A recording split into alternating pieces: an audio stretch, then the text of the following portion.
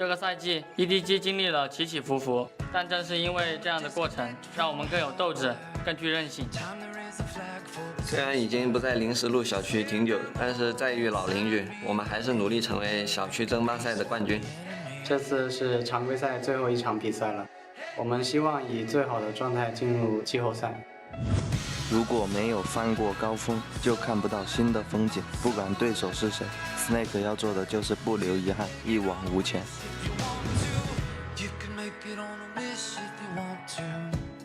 和 Snake 的下路对线，我想他们应该会感到焦虑。作为新人，每一场比赛我都想努力地证明自己。这个赛季的最后一场比赛，我会全力以赴，为自己交出一份满意的答卷。这边的话是死之前换掉了对方一身伤，但是这3员大将全部都是死于赖特的线下。上次Snake放蛇咬我们，让我们输掉了比赛，但是这次我们会用7来进行反击。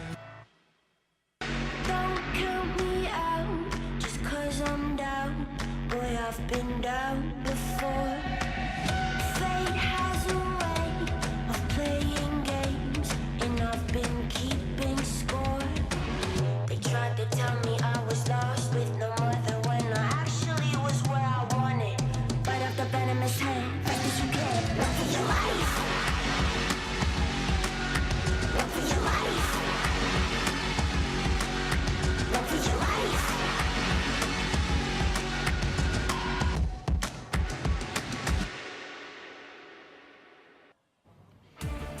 The grand finale has arrived. It's time. Break out the balloons, the sparklers, the fireworks, the grand celebration for the very last day of the LPL 2018 Summer Split, happening live out of the arena in Chongqing. You can see the fans are all packed in for their hometown heroes. We're coming at you live out of Shanghai. We don't quite have our own balloons and sparklers, but hey, we're celebrating just the same way we can for this big final matchup. I'm Dom. This is Raz. How you doing? I'm doing well, and it seems like you can't have a party without a few clowns, and they somehow, for whatever reason, left you behind, Dom. What happened? I'm just kind of trying to get into this game for this next matchup because still there's a lot to talk about in the LPL. It's the grand finale. It's the big celebration. It had to come down to this, the very last day, and we still don't know who we're sending to playoffs. We've got a lot of standings locked down, but there are still just as many spots up left for grabs. It reminds me of university because it always comes down to the final day.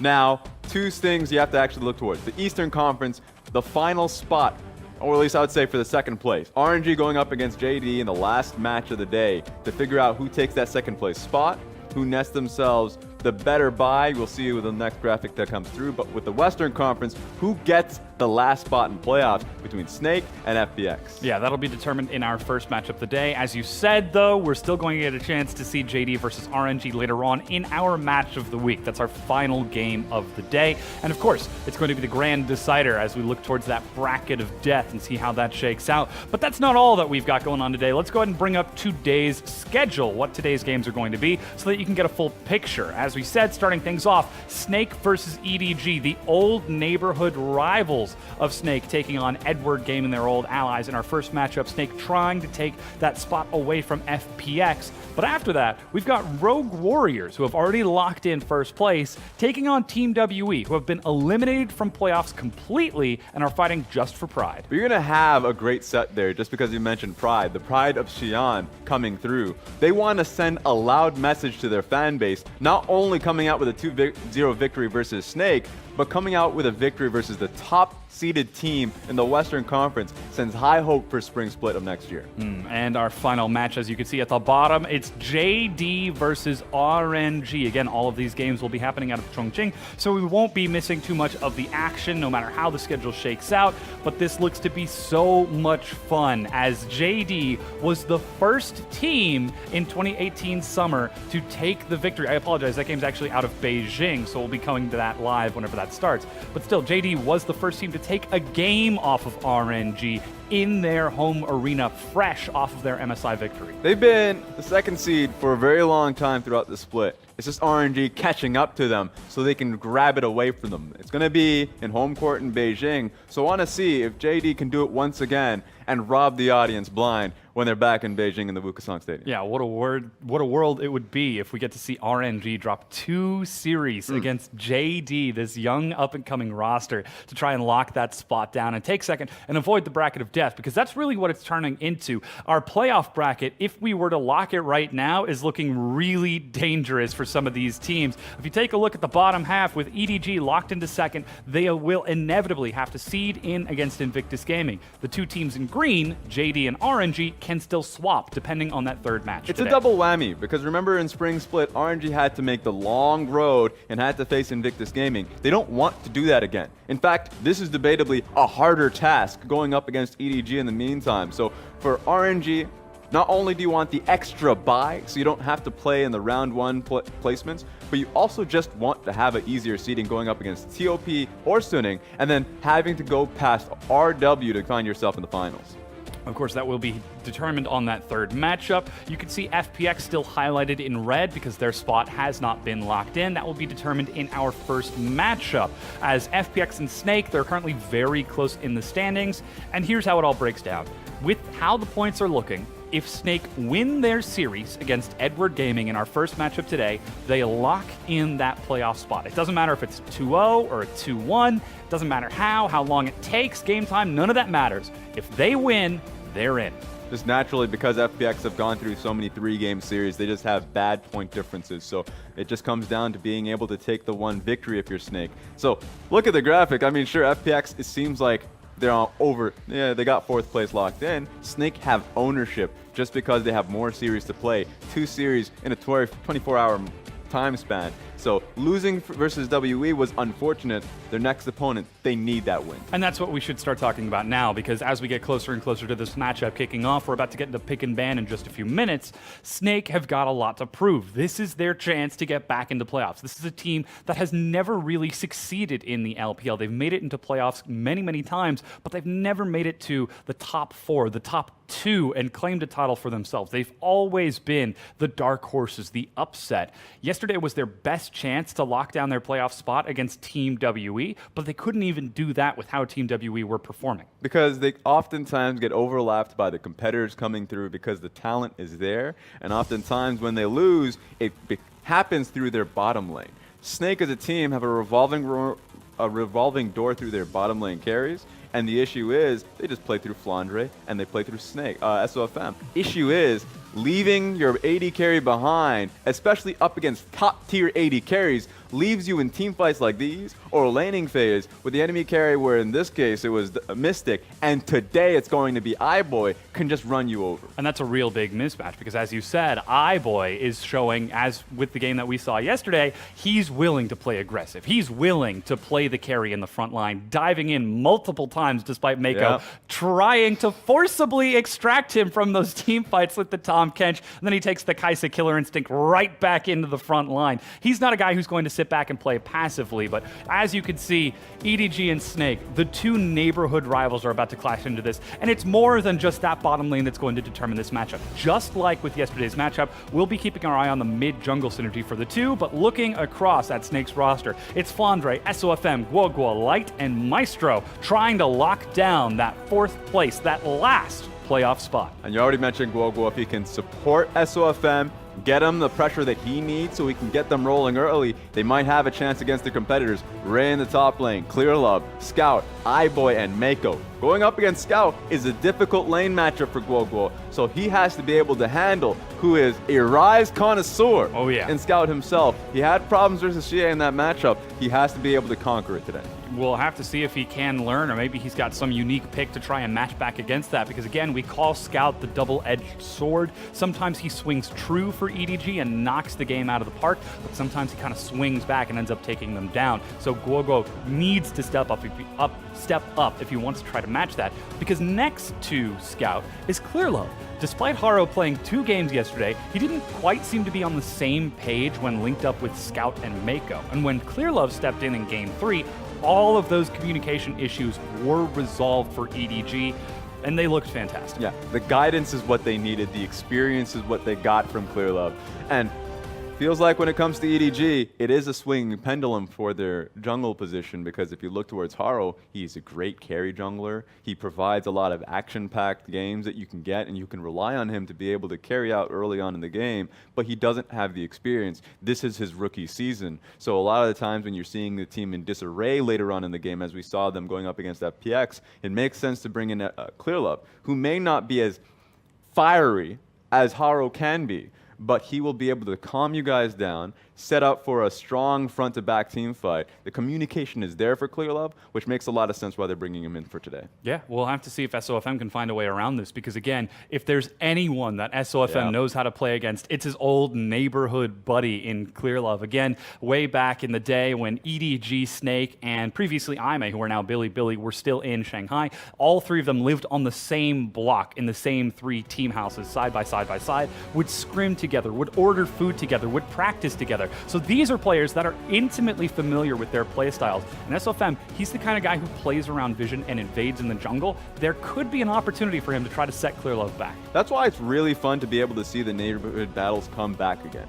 Because when EDG face Billy, you get some weird compositions, questionable play styles, but it's because there's so much familiarity that they have a good read on jungle pathing. And when Snake go up against, you get to see SOFM really try and take advantage of the jungle matchup, and Clearlove try and adopt some of the champions or playstyles that SOFM has. So it's going to be really sick to just have a greater eye onto the jungle matchup, because Clearlove has learned and has taken a few things out of SOFM's playbook.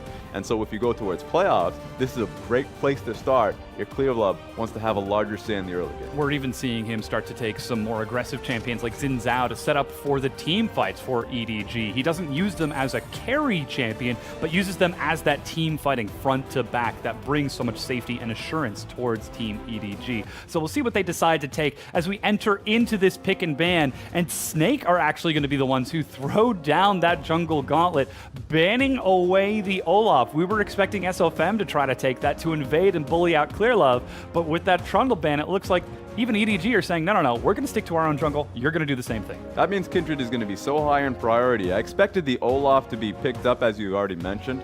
Usually, in the past, metas come through, and SOFM will pick his jungle early on. This time around, not going to be the case, and just yesterday, he got frustrated going up against Pepper and not really having the early jungle impact that he would have wanted. Now, knowing that he's potentially going up against a Gragas, Kindred has to be in the backside of his mind, and I wonder if they're going to have the necessary engage, knowing that it's going to be the AD carry jungler. Yeah, we've seen a very early Varus priority towards light EDG. No surprise, they're showing us a very strong team fight composition. Gragas locked in for their team. We've seen Ray take it in the top lane. It's very strong. It's flexed. Mako also took it during Asian games in the bottom lane. Surely he's been practicing that with Uzi as well. So we'll see whether or not that Gragas ends up getting flexed, but now Snake get a response. Very intelligent for EDG, because as you mentioned, the Gragas can go in either Clearlove or Ray's pocket. They just value the champion, and they've structured the bans, the pick and bans, to force Snake to pick up the Kindred. If they pick up Kindred, then guess what? Xayah feathers are just waiting for the Kindred ultimate to go down. You have the Gragas ulti to just bop everybody out of the ultimate themselves. So the strategy is very clear for EDG. Bait SOFM into the pick, and so you can just nail them down in the later games in the team fights. We'll see if he falls into that trap, as currently it is a Ryze Tahm Kench setup, as Snake, once again, they prioritize their bottom lane with something nice and safe, the Varus Kench against what is going to be inevitable harass, but already EDG are showing that's not going to be a Gragas jungle as Xin Zhao is locked in. Another point, that Ryze can also be flexed for Snake. You mentioned that Scout is a Ryze connoisseur, can definitely play against the matchup. Well, let's hope that Ray can do the same thing if that gets flexed back to Flandre. Yeah, just knowing that Snake is a team that is so damn good at being able to flex their picks, it's a high value for Flandre to be able to get his hands on the Ryze, especially on blue side. Makes you second guess Ray's counter picks, not having a good enough idea. So we'll have to see what Gogo ends up picking for himself. Because Gogo is not the flexing type. Maybe if Vladimir comes out, then you can say, well, I can put this top side or mid. But oftentimes he waits a little bit and then ends up picking out the Orianna, and so you have a good idea where that's headed. There's a real big fan of taking those safe, long-range mages. Rise falls right into his wheelhouse. That Orianna that you mentioned, we saw him play Galio yesterday. That's true. Wasn't too great effect, but still was able to have powerful shielded Duran taunts onto Mystic whenever he got close enough. So we'll see if he takes that Rise or if he tries to look to bait in the counter pick for EDG, because they're going to have to show us something with his next pick. I would like EDG to ban out the Sejuani next, because their strategy has been so catered towards giving the Kindred away that Snake just wants engage. Look at what Snake has actually built for themselves and realize that there's so much lack of engage or follow-up on the Varus ultimate that having a Sejuani would really complete Snake's composition. So I like the fact that EDG's just struck it out. There's that Sejuani ban. Now we're looking at the Syndra ban towards Scout. It's so good at assassinating a target. Yesterday we saw, I believe it was the Luden's Echo Spellbinder second for Syndra, which is push 2 buttons. You activate Spellbinder, then you press R on the AD carry, and they end up getting deleted. Yeah. So FPX weren't feeling too good about that one. Worst thing about that is it's a great setup for Scatter of the Week too. So just take the Syndra out of it. There's just so many unknowns in a team fight and how impactful she can be. Now we're looking at how EDG decide to round out their composition. If they show us this Braum here, then they're saving counter pick for Scout in the mid lane, but they give over that Gragas top for Rhea, which means Flandre gets to look for that counter pick. They've played towards carry tops in the past. They've played towards Flandre carrying in the past. How do they set themselves up? Do they continue to go towards that style and leave bottom lane on an island? Oh, Jarvan. Could be a Jarvan jungle, but we have to see if the Gnar gets picked up, because just yesterday, WE nailed down the Gnar really early on and didn't want Flandre to get the pick. We had at least one of those games, but in which it was picked away and was given to 957. Not going to be the case if this gets locked in. Oh yeah, that's a confident pick for SOFM. We have so Give it to many me. good Lee Sins in the LPL. Lock it in! Timer's running down, and he does. SOFM says, all right, this is it. We win this series, we get into playoffs. Boys, get on my back. Full confidence, because you don't get to see Lee Sin in this meta. And when you do, it's when full confidence is in the jungler to be able to say, I know who I'm going up against. I don't give a damn that it's a bad matchup. I know I'm going up against Clearlove. So get the nameplates on and let me be able to challenge him early on.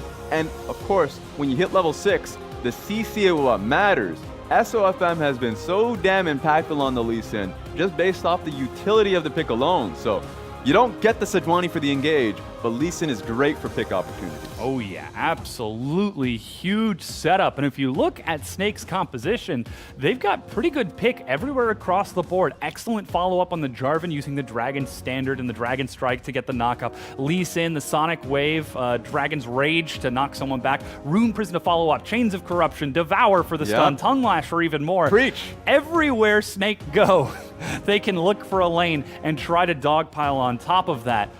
But they're looking at EDG, one of the best vision teams in the league, one of the best teams at playing it safe during the early game. It's going to take something really creative from Snake if they want to get their composition rolling. That's why the first pathing for both of these junglers are incredibly impactful. That Lee Sin is much slower than the Xin Zhao. So Xin Zhao is probably just going to try and face him at a scuttle. If he sees Lee Sin at a Scuttle Crab, it's lights out for the Lee Sin. He's going to have to try and farm it out because you don't want to have a 2v2. And with the Xin Zhao is going to be going face-to-face with Lee Sin, you actually just outright lose that unless if Lee Sin can get creative with that. So we'll have to see. It all comes down to how smart the IQ of Clearlove in the early portions of this game, and if you can nail down where SOFM is. And these two players so very familiar with each other with their pathings. We even got to see the jungle pathing evolve yesterday between EDG and FPX over the duration of that series, and Snake mimicking that exact same pathing style in their set just afterwards. So we could very well see something creative in this matchup. We've got ourselves that carry Lee Sin from SOFM. It's not going to be from damage, but it's going to be from setup towards his carries. So as we prepare to load onto the Rift, you can see Snake are leaning forward already, Maestro communicating aggressively as we load onto the Rift, but SOFM cool as a cucumber. And we get into this game one, this final decider for Team Snake, fighting for their playoff spot against Team Edward Gaming. Former allies, but now they're rivals.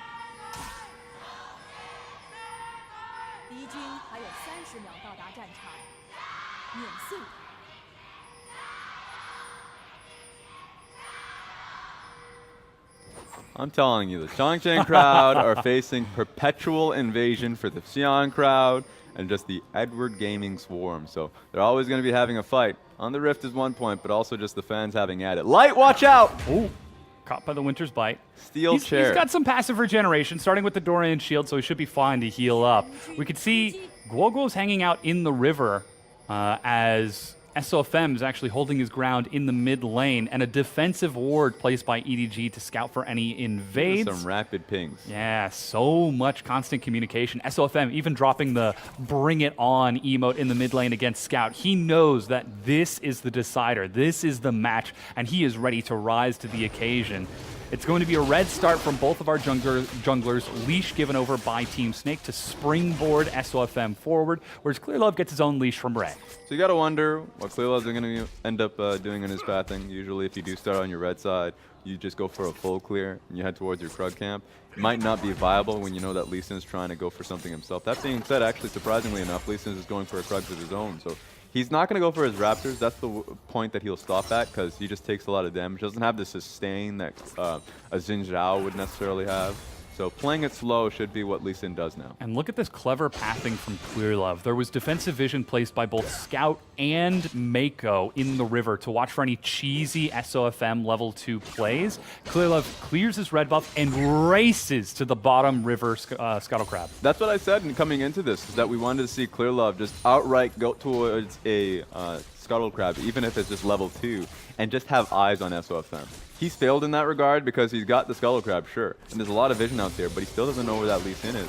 So Lee Sin actually getting a full clear towards his bot side gives you a better indication that he's trying to race to level 6. He might get a gank off in the meantime, but he has enough experience compared to Clearlove where he's going to be able to get to it much quickly. Yeah, we just saw an on my way ping out of Snake. I can only assume that was from SOFM as he finishes off his Raptor camp. And look at that. The ward in Pixel Brush has just expired. Scout, he steps up for the cannon. Just 1 Q. He's going to continue pushing forward. That's Rune Prison. SOFM walks it forward, but Flash already used from Scout. Clearlove mimics with his own, looking for the knock-up, lands a slow, but SOFM gets slowed by the command attack. 100 health left, but a teleport way behind them from both of our top laners. Who's going to go for it? Guoguo teleports out. That's a turret shot onto Clearlove. Flandre is in, but he's on the wrong side of this. Auto attacks Ray, and now he's forced to take the long way around. Doesn't want to waste his knock-up and get collapsed upon, but ooh, this is tense. Yeah, he wanted to hold his body slam just in case Flandre ends up going for his EQ combination, because he can go for the all-in on Clearlove. And Flandre is actually tracking Clearlove right now, which is buying time for SOFM to clear his own jungle and heal back up.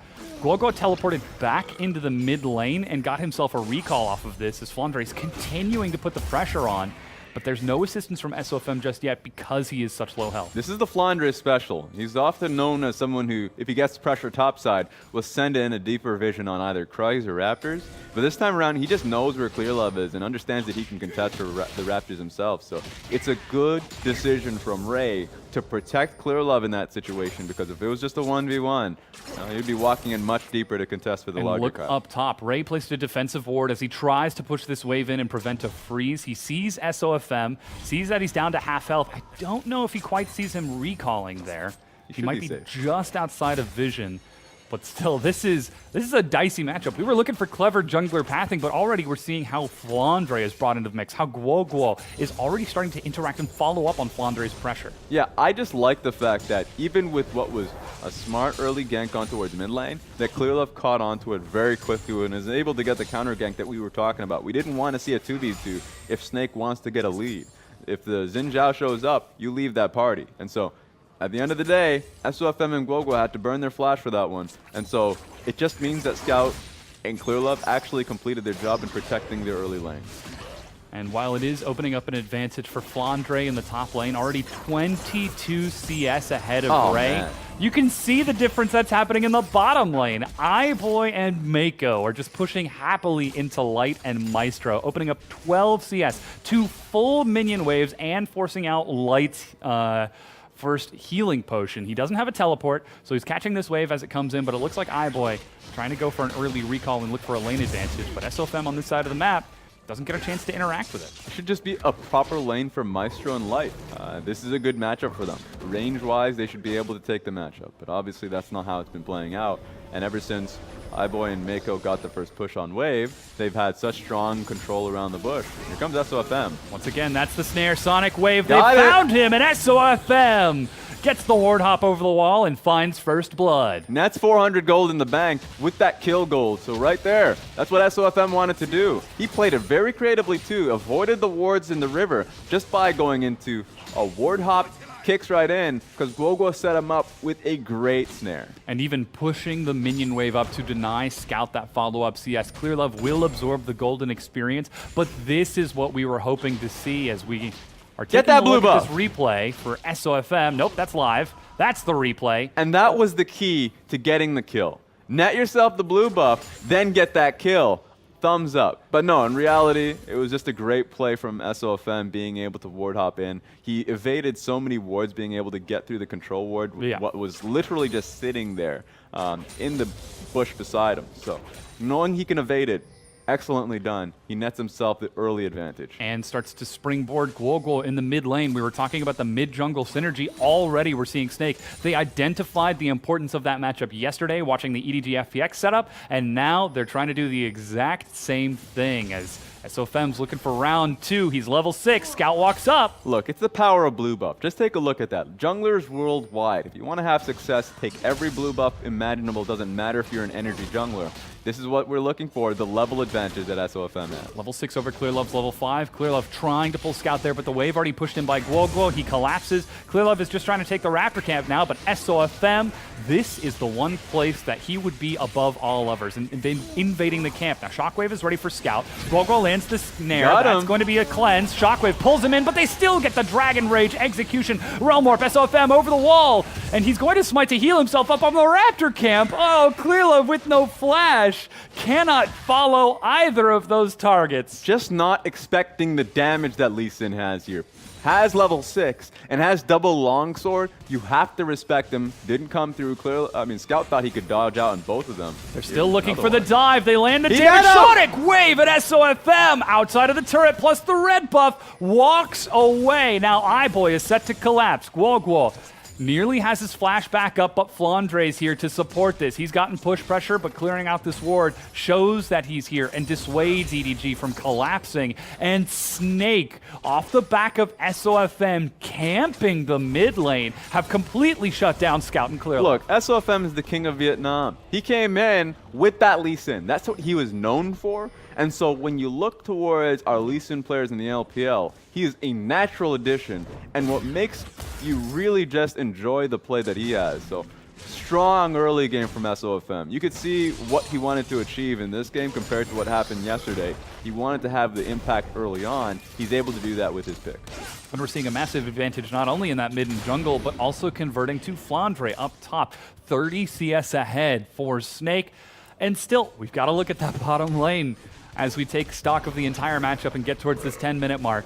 iBoy is still opening up an advantage over Light and Maestro. Snake, they haven't changed their style. They haven't changed the recipe. They're still leaving Light and Maestro out to dry on that complete island on the bottom half of the map. And certainly the Ryze and the Jarvan and the Lee Sin are going to do great work in the mid game and in team fights later on. But you have to have the follow-up damage from Varus, especially when you're looking across from a Xayah Braum that can land stuns and survive for so long. So just free him, honestly. There are two ways to do that. Either go for a topside dive that you have the Jarvan with, so I mean, as long as you can go for that dive immediately, of course EDG is going to respond and try and dive bottom lane. That's a trade that you end up making.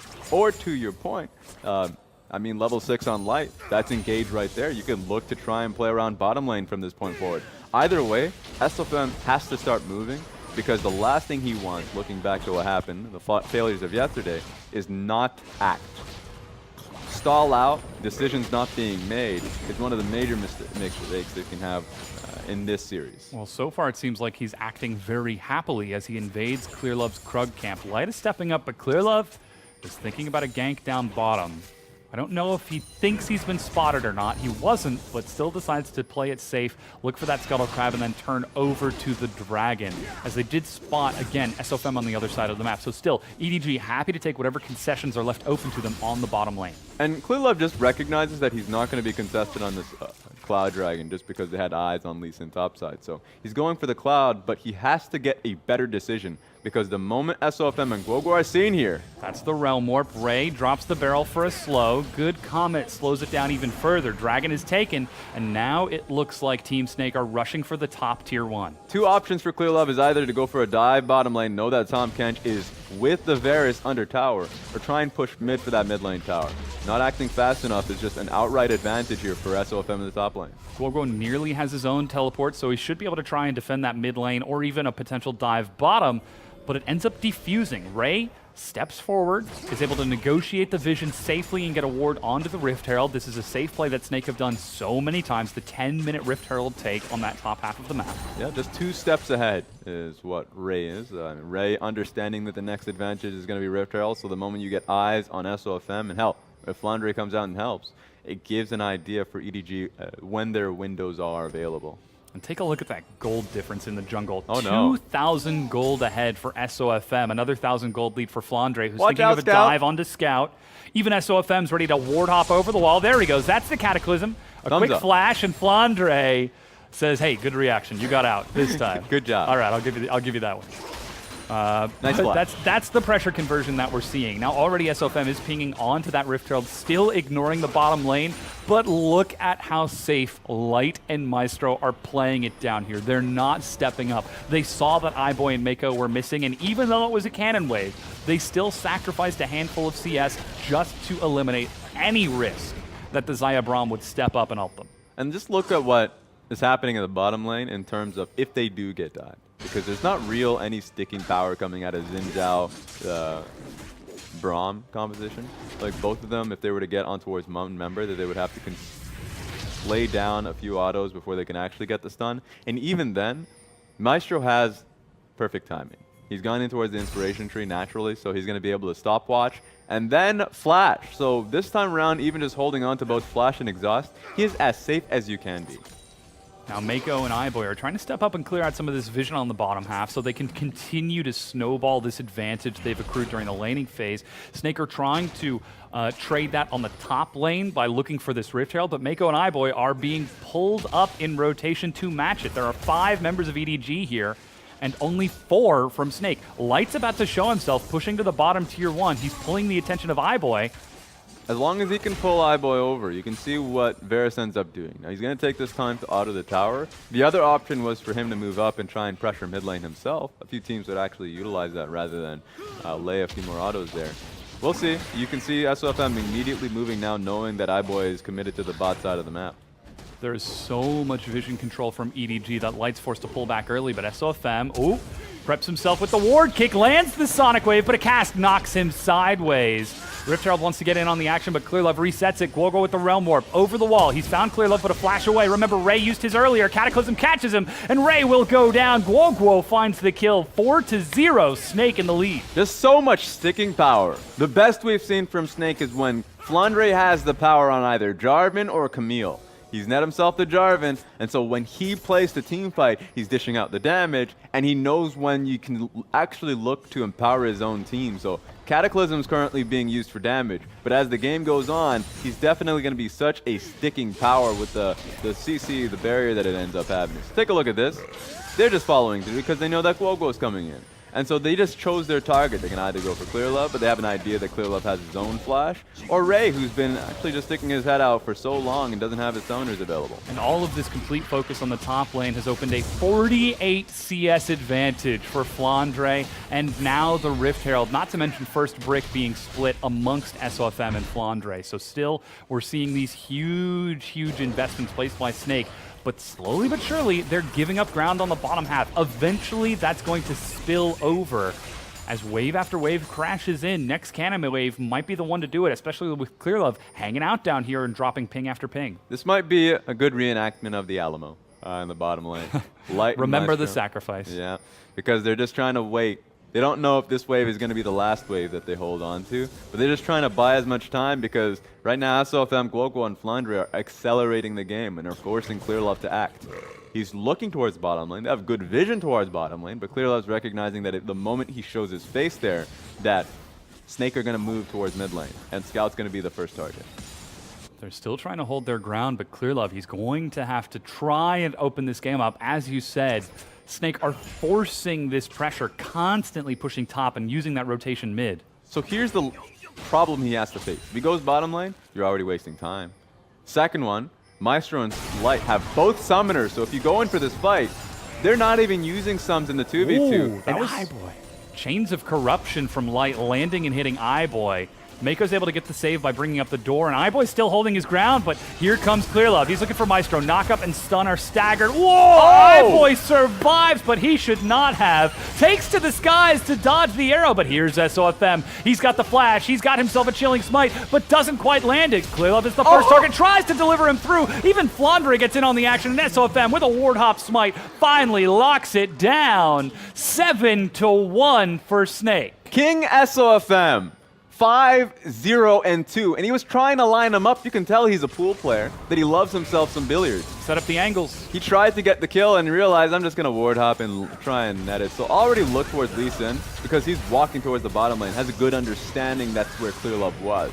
So his hunch was correct and was able to ward hop in with the good job Light did already nailing down Eyeboy, and look at his HP bar. And so here we go. Boom. Of course, unfortunately, Clearlove didn't travel far enough. So SOFM had to clean it up himself. In the bottom left-hand corner, you could see there was a skirmish going on between Guoguo and Scout.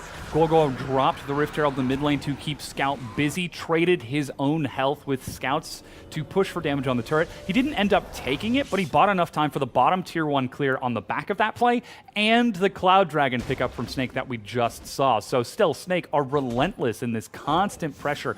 All 3 lanes pushing and trying to take an advantage, as now this will start to equalize the gold, and as a matter of fact, gets Light ahead of Eyeboy in gold by about 300-400. So even with the CS advantage that Eyeboy is sitting on, he's not able to do anything with it, and the snowball finally starts to tip over into other lanes for Snake. And he has a long road ahead of him before he's relevant. Sure, you have the Storm Razors, but being able to get the first Zeal item, I would even say you'd want to be able to get the Infinity Edge before you can deal some respectable damage versus the Snake squad. So at this point in time, Eyeboy has some farming to do. He needs to be able to get something going for himself, so EDG has the team fights that they can get for themselves, and look at this. Yeah, we're also seeing a compositional difference between EDG and Snake, as Snake are more than happy to set up a 1-3-1 with Flandre and Guoguo in side lanes, Light, Maestro, and SOFM sitting happily in the mid, constantly rotating back and forth with that Tahm Kench Abyssal Voyage. And this is just so hard to deal with, because Flandre, whenever he pushes bottom lane, he's already moving towards the mid lane because he has the Cataclysm. He wants to fight. And Realm Warp is there for the Guoguo pick, so whenever he pushes top lane, he can be there immediately. So that mid lane tower had no chance of surviving. And with 2 minutes, I would say 1 minute left for the Baron to come up, EDG need to act now. They can't stall the game out, because the composition Snake have for themselves is actually very good at being able to clear out Baron. Oh yeah, Blade of the Ruined King already finished off on Light. He's working towards that Gwynsus for additional shred, the Rise for huge burst. Opposite, though, EDG do have some scaling on their own. Yes, they don't quite have the aggressive Baron shred that Snake have, but they've got huge team fight, excellent zone control when they manage to group up as 5. Xayah Feathers, Braum Glacial Fissure, the command attacks from Orianna, the Crescent Sweep to reset fights, the Gragas barrels. Everyone has a way to set up space and try to zone out of this, but SOFM is dodging through that just by walking forwards and using the Sonic Wave to get over that zone control. And if EDG make plays like this where they don't respond to the rotations in time, they're going to continue to hemorrhage objectives before that Baron spawns. Yeah, but the game's not over yet, and to your point about what composition EDG have, just having the Gragas makes you feel comfortable knowing that you can either stall out the game on the wave clear that he has, but also with the engage he has present with the cast. So the pick potential is still there for EDG, and one of the major struggles that Lee Sin has is being able to close out a game. Sure, he has a Knight's Vow, so he has a little bit of tankiness that he can utilize, but being able to move towards these inhibitor towers is very difficult when you see the tanky brutes that EDG have present for them. Can't move past Braum, and super difficult to move past Gragas. That's the next challenge for SOFN. And this is where we see how creative he can get. EDG set up Vision to defend iBoy as he pushes up top, looking for that completed second Zeal item. While SOFM patrols around, he's not even worried about the vision around this Baron. He knows it's not a vision game. It's how quickly can he collapse and pick off a target with this Lee Sin? How quickly can his team rotate between objectives with this Tom Kench, with this Rise Realm Warp, with the Jarvan collapse? And whether or not EDG will have enough of a forewarning with their vision in advance to react and defend in time. All of that being said, that comes down to Clearlove and Mako. Do they set up the visions in such a way, their vision in such a way that gives them enough forewarning, or do they continue to get caught out by this 5-0 and 2 Lee Sin? I think this is a good chance for EDG to just farm up, just because while that's looming over them, they know that Flandre doesn't have teleport available to himself. The same can be said for Guoguo. So this Baron pressure that Snake have isn't real. Ray has the pressure to move, and they'll have a numbers advantage if they see fit. So Snake shouldn't choose a fight, even though it looks pretty damn appealing. They're trying to press forward and bait some members of EDG towards the Baron pit, but so excellently patient. They don't waste any time. Play defensive, using that Winter's Bite to set up some vision and make sure they don't overextend. As Ray is trying to catch this minion wave bottom, he set up this huge plethora of wards down here to keep himself safe and prevent any counter dives or plays from Snake, similar to the one that collapsed on the tier 2 a moment ago. And like you said, EDG, they're just sitting back. They're catching these waves as they come in. There's the Sonic Wave from SOFM, but he can't take this with 3 members of EDG there. But the next time he throws a kick, he can actually go for it. Just because EDG are going to have to go up against double teleport just activated. Flandre and Guoguo are now available for these fights. So Flandre, a lot of pressure here. Get some big chip damage onto the mid-tier 2, but it's still standing. Ray has grouped up with his team. Guoguo already pushing up top.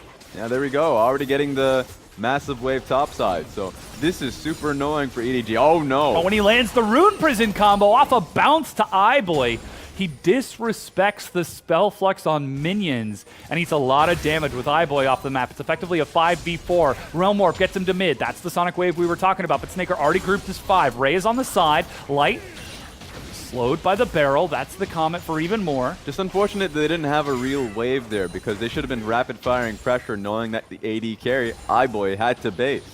So that was really well done from Guoguo. The splash on towards iBoy, setting him up for a much more empowered route, caused iBoy to just take down 60% of his HP and would have lost the team fight if anything followed up. Now he's not used his heal or his flash, just using that ultimate. And while the wave did push in top while they were getting back onto the map, Snake once again didn't quite have it prepped in time, weren't able to react and push into the tier 2. But it's pressure in 2 lanes. Flandre pulling this wave back as he sees iBoy out of position, but they have to be respectful because now EDG have gotten far enough forward that they can move faster between the tier 2s than Snake can. Good defense and good defensive vision coming out of EDG, because had they have lost that top lane inner tower, losing both inner towers would be too damaging to being able to defend the Baron.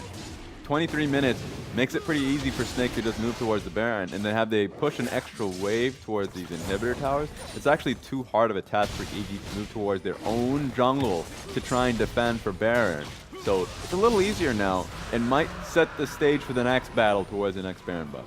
Now is the next dragon going to spawn? The last elemental dragon of the game is that Cloud. Snake picked themselves up a mountain. Their already powerful Baron Shred has just become even stronger, and this chip damage that they've gotten on the turrets over the past few waves also becomes a little bit stronger if they continue to get this chip. So EDG, slowly but surely, they're running out of time to make mistakes and take these chances. But now they've set up a trap with Mako.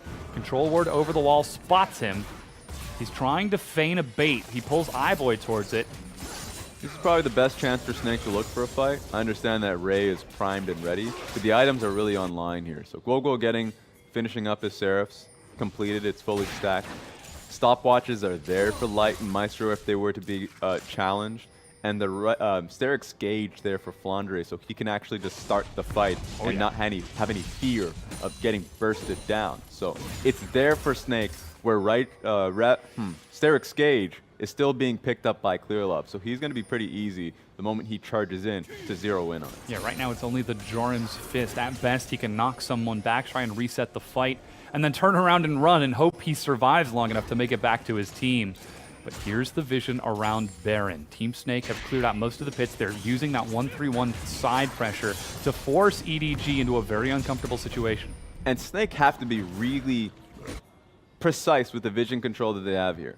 Because having a Lee Sin on your team is great, but that means that Maestro is going to have full ownership of clearing out wards. But they're going in for the Realm fight. Warp into the mid lane. Flandre finds the Cataclysm. Even the Observer couldn't find Clear Love. He's able to reset it with the Crescent Sweep, but a stopwatch onto iBoy. He heals and flashes away. SOFM runs it out. Shockwave and a double stopwatch denies Scout's damage. Light still takes a hit from the Winter's Bite, but somehow Snake end up coming out worse for wear as they try to get a little bit too greedy with that play. They just cleared the stage of stopwatches. They could have gotten the execution on iBoy, and then he was gold. They were so close to being able to net down both Maestro and Light, but Scout was upset. Both gold too.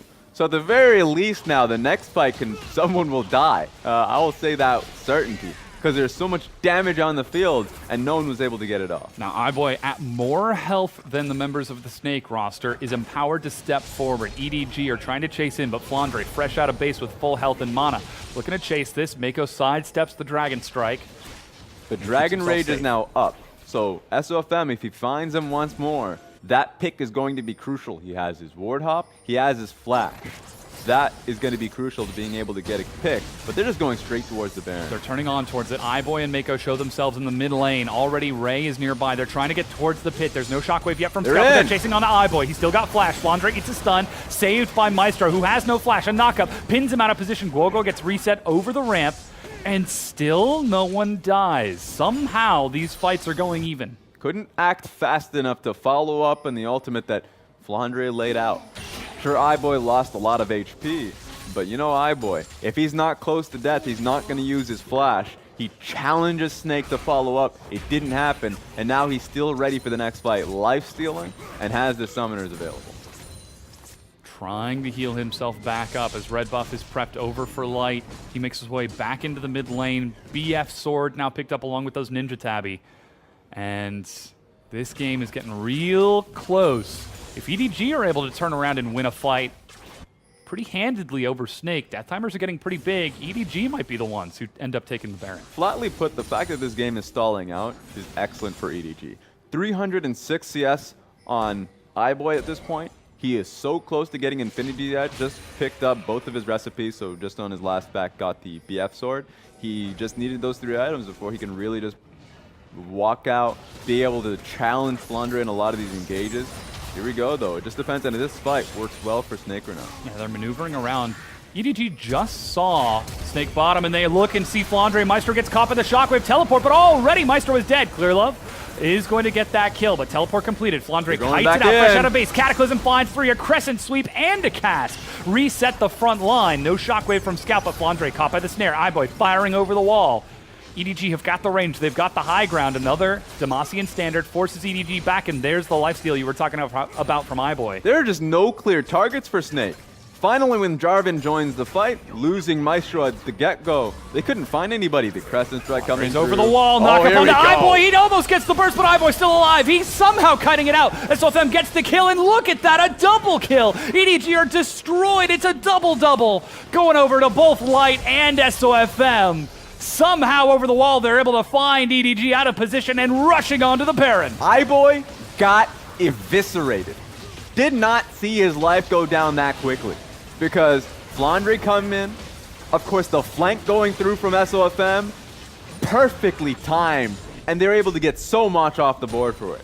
Ray survives to defend his inhibitor turret, but the top tier 2 is about to go down. And here it is, Flandre hitting the one target he needed to. It feels like 100-0. It feels like he didn't need the extra help from his team. But they got it. It was overkill. They were able to rout the rest of them. Gragas, the only survivor. And that's where EDG panicked. Trying to keep iBoy alive, they leave themselves defenseless to Guoguo, who has now picked up the Morellos and the Spellbinder. He walks up, unleashes a huge spell flux onto Scout, and then overcharges it across Scout, Clearlove, and Mako to pick up those kills. And somehow now Snake find themselves securely in the driver's seat, 13,000 gold ahead of Edward Gaming, the second place team in their conference. They have taken fate into their own hands, and they are looking to close out this game 1 in a confident fashion. And that is the type of fight that you look back on and say that's game ending.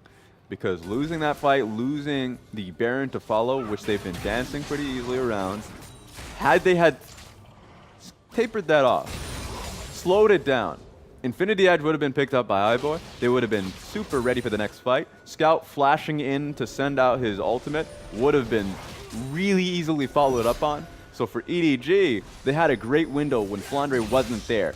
But when he joined up and the follow-up fight come through, then honestly, EDG are going to be looking back at that and wondering how it went so wrong. Yeah, I mean, Flandre has Flame Horizon Ray.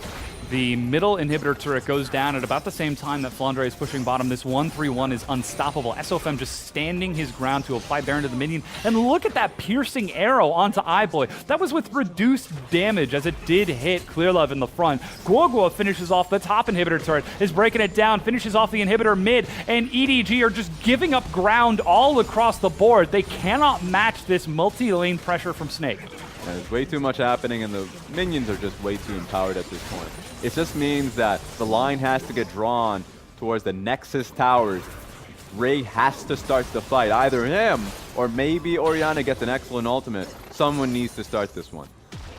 With Baroned up cannons firing onto the Nexus turrets, EDG, they've got to act, and they've got to act now. They're running out of time. It's only 2 attacks. Flandre forces the fight. He's found Scout. Shockwave flings him back in. He shields himself, but the Nexus turret goes down. Clearlove on the front line, going toe-to-toe against Gorgor, will die as SOFM gets it. Sonic Wave onto iBoy. The turret falls. He's running back to the fountain, but the Nexus is burned down, and Snake take game 1. A single victory stands between Snake and playoffs. 2 factors, familiarity and just that hard lesson of what happened yesterday.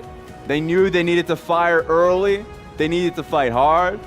SOFM had his option. He locked in the Lee Sin, and he styled. I'd be so surprised if he doesn't come out of game 1 with the MVP.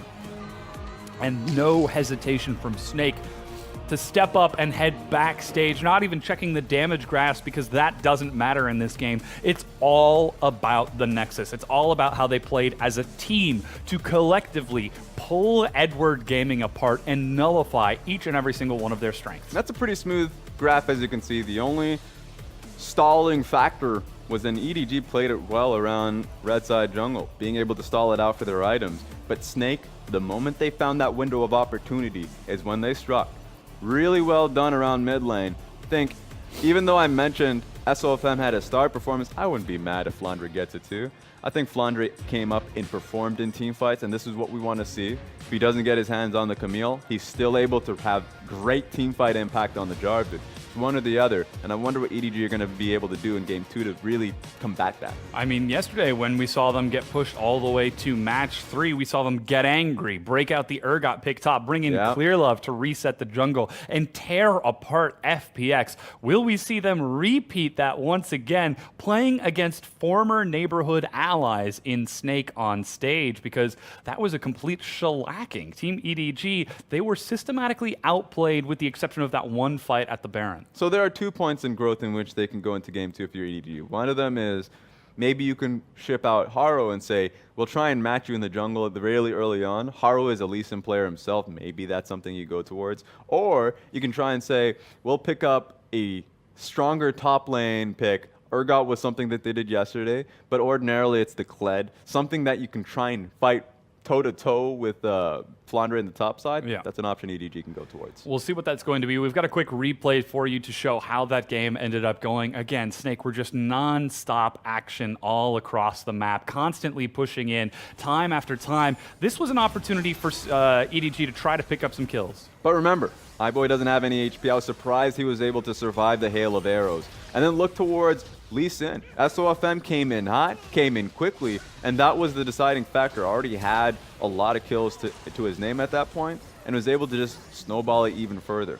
Of course, scumbag Varus denying him from the triple kill. 5-0-2 though is still pretty respectable when you're playing Lee Sin in the professional scene against Clearlove, one of the most, if not the most experienced jungler in the entire LPL right now. And one of the greatest attributes of SOFM is how creative he is in this game, because he understood one of the major barriers was going up against Clearlove and knowing that Clearlove was going to be able to try and track him. And he did, honestly, got the Scuttle Crabs early on, and just try and find him and nullify the 2v2 anytime Lee Sin found his face towards mid lane. But the one time he couldn't, was then he ward hopped in toward the lane to close the distance by evading the wards that Scout had really laid out for him. So good job to SOFM being able to evade the wards that he had an idea that were there. Yeah, and we've got another replay for you of a team fight in that mid lane to show how that snowball continued to roll out. This was the big pop over the wall. Flandre, how does he find iBoy? You're right about this when the call came through. Not only was Flandre's knock-up valuable, but Rai setting up great splash damage, 100 to 0 the AD carrier right from the get-go. So EDG were in a really bad position, not only because their major carry was gone, but you had the flank of Lee Sin coming in the back. Yeah, with the Orianna and the Braum forced to pull back and disengage. They were forced out of position. SOFM, surprise, surprise, will take our MVP for that victory on his signature Lee Sin. 7-0-5. There wasn't a kill in the game that he wasn't a part of. Yeah, he was a part of it.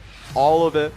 20% damage taken because he was just in the thick of things. You don't get to see a lot of the 19% damage percentage. I know his damage percentage throughout the split is a little bit bonkers because they've gone through a lot of gold funneling, but you get to see and really respect his style when he's on the field, and he can be able to get acts like these on the Lee Sin. Style of me gets the chance to bring it out against Edward Gaming. But has he angered the bear? Has he woken the dragon? Will we see the fury of the winningest team in the LPL? Or will EDG once again fall prey to Snake? Because they are fighting for their season lives right here. If they lose their next 2 games, they are out until 2019. And so for Snake, they're definitely going to keep that fire alive. Oh, yeah. That drive is going to be there. It's going to be on EDG to match them. And it should be able to be matched. I know a lot of the times you get to the final day, and teams that have locked themselves in this case it's going to be EDG locking themselves into second place, they try and take a bit of a relaxation period knowing that playoffs is on the horizon, but it doesn't happen for EDG. EDG is a team that continues to keep driving because they know at the very least when they're in Chongqing that their fans are still there cheering for them. And the organization are watching their recent games, and they ain't pleased. Yeah. So EDG needs to be able to come in strong regardless of the impact that it has on the standings. Well, we'll have to see if they can recover. They've got only a few more chances left to do that. We're going to go and take a quick break while we get ready for Game 2. Don't go anywhere. The LPL will be right back. 请重庆的召唤师们继续带给 Snake 力量，雄起！